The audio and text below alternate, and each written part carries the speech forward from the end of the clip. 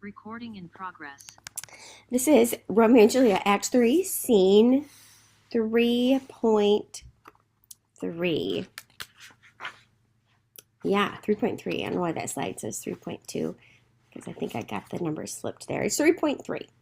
So Romeo is going to run to the friar. He's the one that has helped them thus far. And this is just after he has killed Tybalt. And so when he shows up, the friar says, "Oh, you are wedded to calamity. Like problems just follow you wherever you go." And Romeo wants to know one thing. What has the prince said? What is my doom?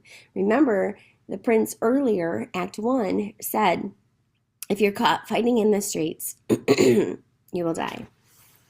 But the good news is that the prince, instead of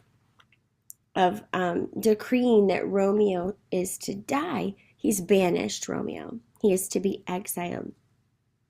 And so the friar says, not body's death, but body's banishment. This is good news, right? Like, you're not going to die. You just have to leave Verona. Romeo's response, he is in utter despair over this. In fact, the picture on the left here is quite tame. Head in his hands, looks like, oh no. He is much more despondent than this. He says, and I hope you have your books with you, that would really help. Look at around line 11. Ha! Banishment. Be merciful, say death, for exile hath more terror in his look, much more than death. Do not say banishment. So to Romeo, banishment is worse than death. Crazy. The friar says, be patient, for the world is broad and wide. What does that mean? Well, let's say you were banished out of Zealand. Well, there's other places to go. You can go live somewhere else.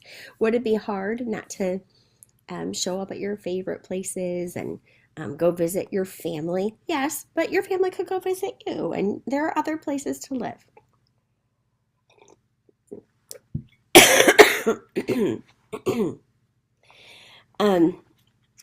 This is kind of a parallel scene to the scene back in Act 2. Just like we had a parallel scene with the nurse and Juliet, with this parallel scene with the friar and Romeo. Kind of just brilliant structure by Shakespeare.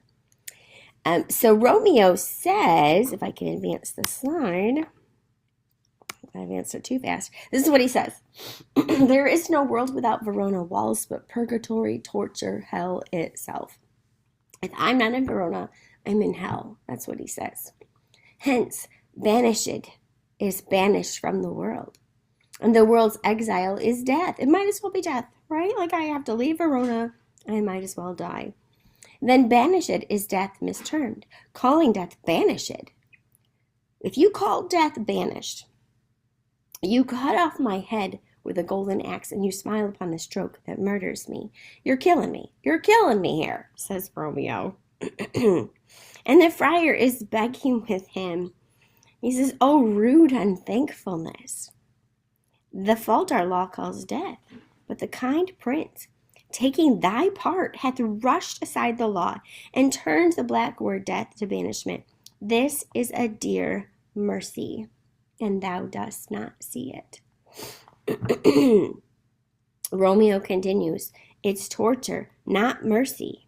Heaven is here where Juliet lives. And this speech is just great. Make sure you read through it yourself. But he's basically saying the mice who are scurrying around the Capulets' home get to gaze on Juliet, and I don't. Whoa, he's going to have this great big pity party.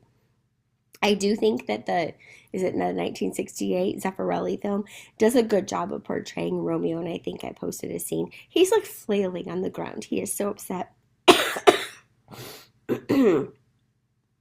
But this speech here by Romeo, his response is a little bit of overkill. He's being foolish. And the friar says, listen to me talk for a minute. Just listen to me talk. We'll get to this one in a second. I think I want to share a different screen with you. And we'll kind of look at the friars. If I can find it. This one? Yeah, we'll look at the friar's response. And so I'm skipping, you have to read this yourself. I'm just kind of skipping over like the big ideas. Romeo is just flailing, and the nurse arrives, and she says, "Oh, Juliet's in the same fashion. She's on her bed weeping and sobbing." Let me check my notes here. Yeah. Okay, what I missed was that he thinks heaven is in Verona where Juliet lives, and he calls for poison or a knife. That's his answer to this solution. I mean, the kid, his pain is front and center. That's what's leading him and guiding him. And clearly, this is a horrible situation, right? But he can't see that the friar is trying to help him and advise him.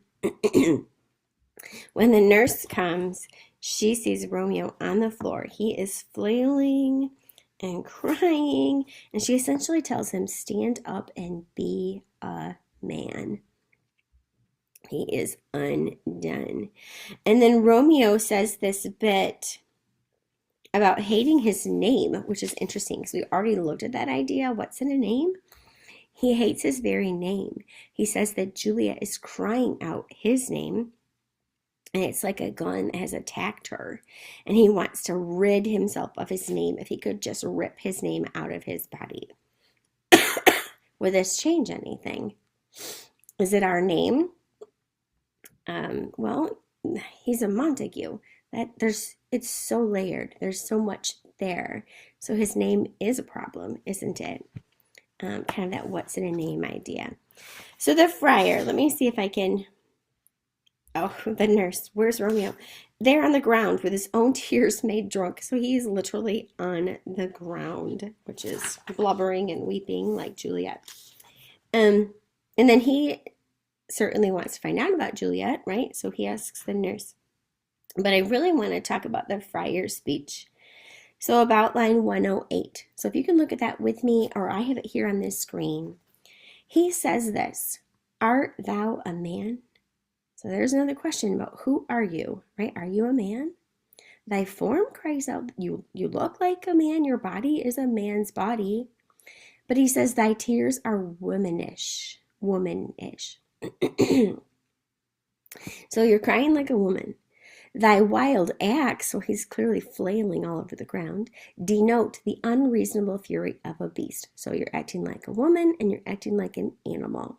So Romeo is disordered. He's not himself. Unseemly woman in a seeming man. So you don't make a very good woman, he says. An ill beseeching beast in seeming both. You shouldn't be acting like an animal. You amaze me. By my holy order, I thought thy disposition better tempered. Hast thou slain Tybalt? Did you kill Tybalt? Will you kill yourself too and slay the lady that in thy life lives by doing damned hate upon thyself? You're going to harm yourself, and then you're going to, in the process, harm Juliet as well, he says. So the friar is trying to reason with him, right? Romeo is leading with his emotion and his will, and the friar's like, rein it in, buddy. Whoa. You're flying too close to the sun right now. Why railest thou on thy birth, the heaven and earth? So 3 things here. Now remember, I'm just like a guide showing you things. I want to show you this. Romeo is railing against his birth. Well, that would be like he's a Montague, right? He's railing against heaven. So he is made in the image of God. He is dust. He's a man. He has a spiritual component to him. And he's railing against heaven. And why railest thou against earth? So earth, I think it just means he's a relational being. He's social. He's set in this arena here. Since birth and heaven and earth, all 3 do meet in thee at once, which thou at once wouldst lose. Which one of those things do you want to lose? This idea that he's going to get rid of himself. The friar is giving him wise counsel. He says, fie, fie, thou shamest thy shape, thy love, and thy wit. You're shaming yourself. Get up, he says, and act. All three of these things are in you. You're a spiritual being. You're Montague. You have responsibilities here. And he says, you usest none in the true use, indeed, which should bedeck thy shape, thy love, and thy wit. You're not using any of those things in the proper way.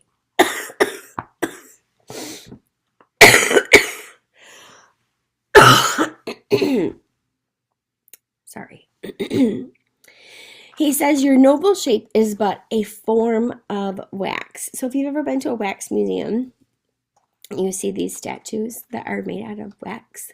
They look, and some of them can look strikingly similar to the people that they're meant to duplicate or replicate. But it's just wax, right? There's no blood, no veins, no bones, no life. And he says, your noble shape is but a form of wax. You're losing your shape. If you're like wax, there's nothing to you, right? And when pressure and heat comes, you melt. You break down, and that's what he's done. He is on the floor. He's melting. He is having a meltdown. Okay, so meltdown and form of wax. Look at there. Maybe that's Shakespeare's idea, the idea of a meltdown. I don't know. Interesting. The friar says, you are digressing from the valor of a man. Thy dear love sworn but hollow perjury, killing that love which thou hast vowed to cherish. Thy wit, that ornament to shape and love, misshapen in the conduct of them both. He says, your wit is like powder in a skillless, well, that's probably spelled wrong. No, that's copied and pasted from Shakespeare. I don't know who did that. Okay, like powder in a skillless soldier's flask is set afire by thine own ignorance. So he's like a young soldier who doesn't know how to shoot his gun, and he sets it off. That's what he's like right now.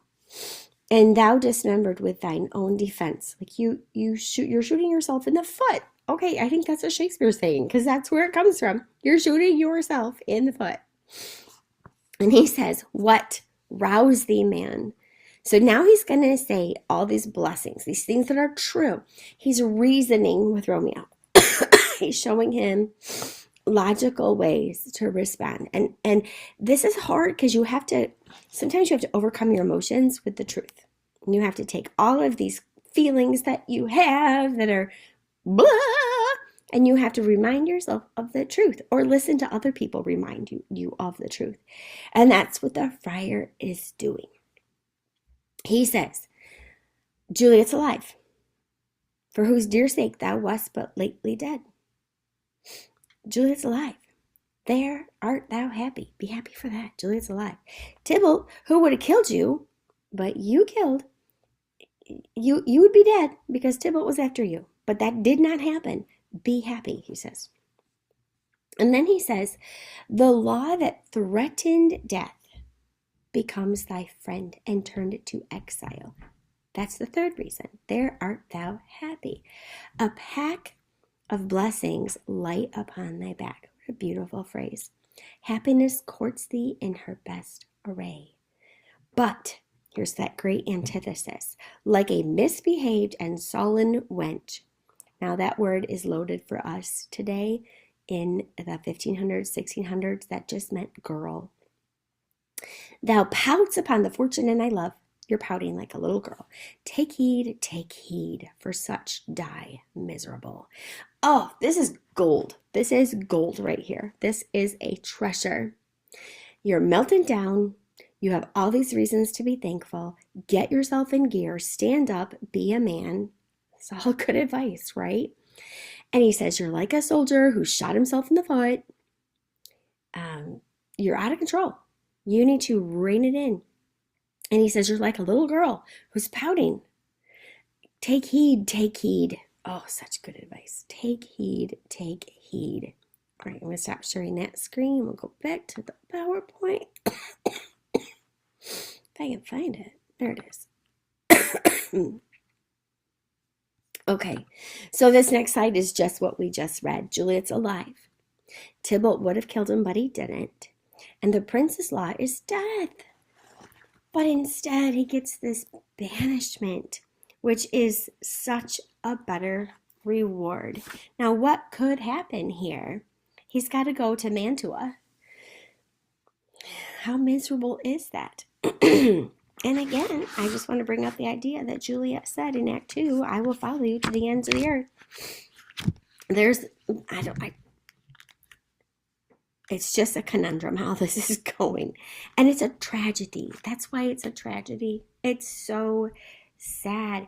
And the friar is giving him such great advice. I love that line. A pack of blessings light upon thy back. Happiness courts thee. Like, you can move forward. You don't have to consider suicide. You don't have to consider that this is the end of the world. Like, there is life beyond this. That is Act 3, Scene 3. Enjoy the reading of it. Take your time. Look at the words. It's just written so beautifully, structured. It's a brilliant piece of work. So enjoy reading Act 3, Scene 3.